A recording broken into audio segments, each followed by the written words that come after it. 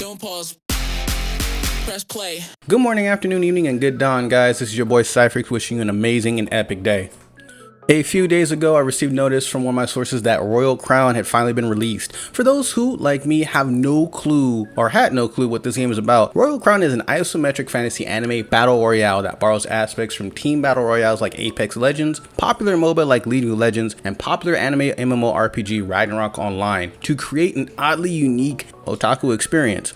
Something to note, Lion Games decided to come out the gate swinging with cross-platform play. With comfortable touch controls, mobile players can join their PC bros on an even playing field. Now, playing on both peripherals, I'll say that they seem fairly balanced. Those with more action RPG background will be much more comfortable with the mobile edition due to the joystick control and ARPG skill buttons. PC is more like a traditional MOBA or Diablo with right-click movement and hotkey left-click skill execution. Overall, while I like combat more on phone, crafting is much more easy and streamlined on PC with the mouse. This is just based on my opinion. I'm not a big point and click fan, so people who are used to things like Diablo, etc. or League of Legends will be right at home.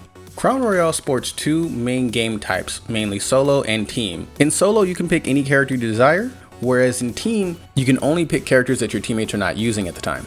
After you've queued for a match, you'll go to a character select screen where you'll see all the characters and their skills, both active and passive. Now, big tip here, I didn't understand what the little slide bar on the left was. It means that some of these characters are based on normal attacks, whereas some of them are based off of skill damage.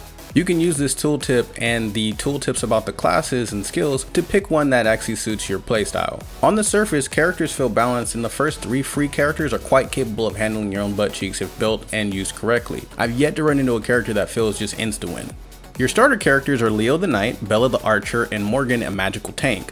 Other more eccentric characters include a chef named Nina, Sonya the Dragon Knight, who's kind of Final Fantasy themed with the lance and the armor there, and Rook the Assassin Monk, just to name a few. I know a lot of you guys who know me know I'm already eyeballing Rook because of them gauntlets. You can unlock other characters via gold or gems in the game, or just wait for them to come up in the daily roulette. Every day, 2 unbought characters are available for free use. Now I want to pause here for just a quick sidebar. The characters are all able to be bought for either 120 gems or 18,000 or 18,600 gold. Now, the 18,600 gold is a little daunting because gold grind in this game is horrible. You can get a decent amount of gold from daily quests, etc. But if you do these every day, all day, you'll get maybe one character a week. Again, not bad if you're like a long-term player of this game, but if you're a short-term casual, you're mostly going to rely on the roulette to check out new free characters every now and then. Now, I'm not against this system. It's actually okay because it promotes you checking out different characters every now and then, while at the same time mastering one of the beginning 3 characters and getting your feet wet in the game. I'll also take this time to note that this game is completely free to play friendly. There are no boosts, there are no account bonuses, there are no items that you can buy in this game that give you any way, shape, or form a either pay to win or even a pay to get further, faster bonus. The only thing you can buy in this game are character unlocks and costumes, and that's it. And I welcome that. That's a breath of fresh air in a sea of gotcha pay to win games. I mean, in what game can you tell me, can you just go and just flat out buy the character you want 100%? Of course I know they exist, but this is a step in the right direction. That's all I'm saying.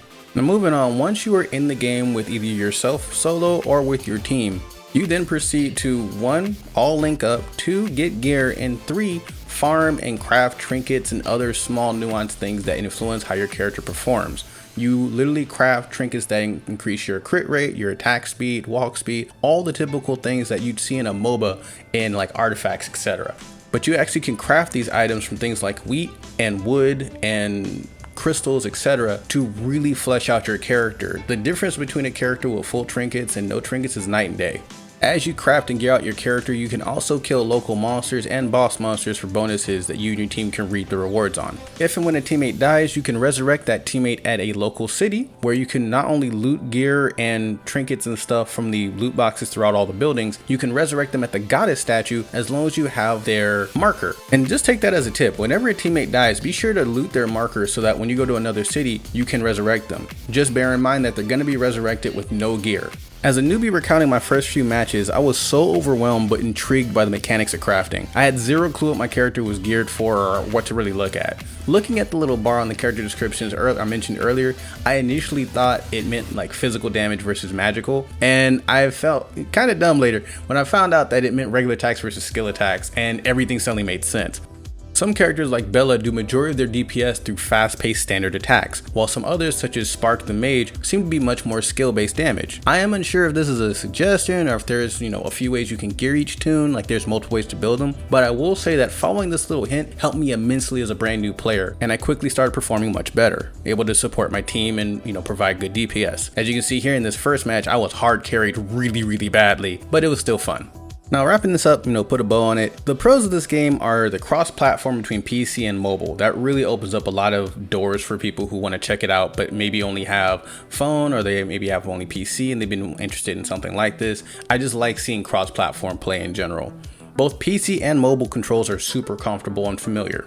There are no pay-to-win boosts, just aesthetic unlocks and character purchases. Locked characters cycle every day for free use, which is great for variety. There's a nice training mode that lets you experience a full match, so you can experiment with different characters and trinket combinations and find out what playstyle suits you. Its bright graphical style is welcoming and really familiar for people who are fans of old school anime MMORPGs, and the built-in team mechanics make it easy to communicate with teammates without any text. You can easily call out a spot or do an auto emote to help people out. There's even automatic callouts when you're being attacked or if you find good gear. As for cons, a lot of nuanced mechanics like which items to craft and how to build your character can be rough to learn and really take a keen eye to look at. So far, just my experience, crafting takes up a lot of your time in every match. There are a few tool tips to help nudge you in the right direction as a casual player, past how your character does damage.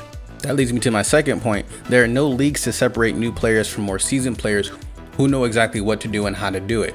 This can lead to newbie players getting maxed up with players who are basically kind of like those esport players you see in StarCraft who are just doing like 1,000 actions per second, where you have the other newbie player who's maybe still fiddling around with some wheat bales somewhere trying to make either some food or he's just using them one at a time. He has no clue what he's doing. This guy's gonna get stomped out by the esport guy. So that is something I think is really needed in this.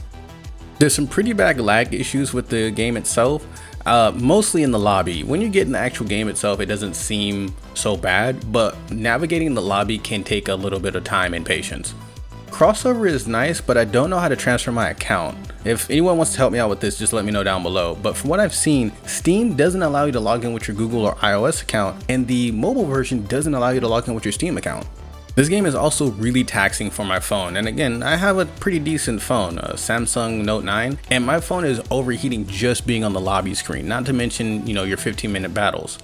All that said, overall, I think Royal Crown is a pretty decent little indie game that stands on its own 2 feet and has a few things working for it to get it out of the pack of other BR clones. It's cute, it's casual, it's comfortable to watch and play. Again, I'm an old school Ragnarok Online fan, so this is amazing to me. This looks just like PvP out of that game, and I'm really enjoying my little stay here. Will I main it? Probably not. I'm still, really big in other games like Overdogs, etc. But if you're looking for a anime BR to just kind of have some fun with, sink your teeth into, and not take too seriously, check this game out. I'll have a couple of download links down below. Let me know what you think. Is this game, kind of like a little diamond in the rough, or is it something that you're gonna pass up on? Let me know down in the comments below. Love, peace, and elevate your hunts, y'all. Late.